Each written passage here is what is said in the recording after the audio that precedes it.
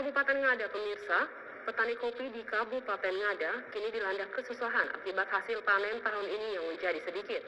Banyak pohon kopi tidak berbuah dan terancam gagal panen. Beberapa petani kopi bahkan lebih memilih beralih ke pekerjaan lainnya daripada menghabiskan waktu melihat kebun kopi milik mereka yang tidak berbuah. Hanya sedikit yang bisa dipetik agar dapat dijual guna memenuhi kebutuhan hidup mereka sehari-hari.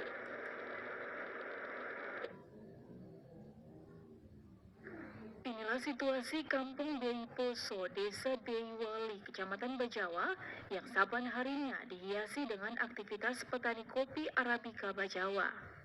Biasanya di bulan Juni selalu dipenuhi dengan kesibukan masyarakat dalam pengolahan kopi dari pemetikan hasil sampai dengan pengupasan kulit serta penjemuran kopi di halaman rumah.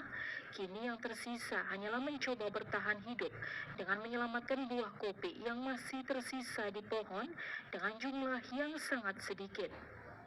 Masyarakat desa Beyiwali yang mayoritas berprofesi sebagai petani kopi kini menjerit akibat hasil panen yang menurun drastis akibat banyak pohon kopi milik mereka yang tidak berbuah.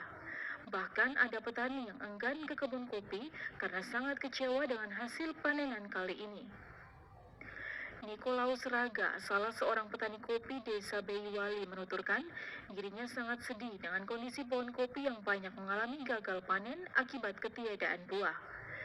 Jikalaupun ada, buahnya sangat sedikit, bahkan ada yang terlihat mengering pada pohon kopi.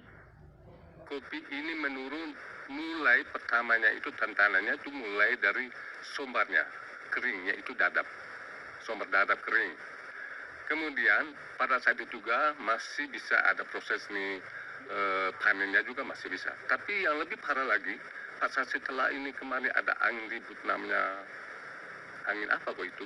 Seroja Pak ya? Serojanya itu sampai saat ini sudah mau 2-3 tahun ini memang sama sekali dia tidak berbuah.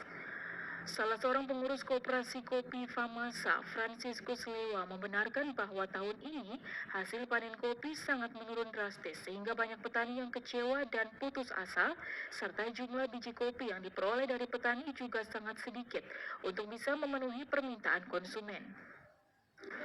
Pertama faktor alam sendiri sehingga dampaknya penurunan produksi.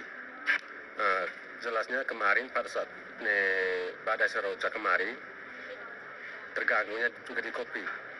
Tahun-tahun kemarin di awal Juni macam begini sudah masuk ke UPK Famasa kurang lebih 5-6 tahun.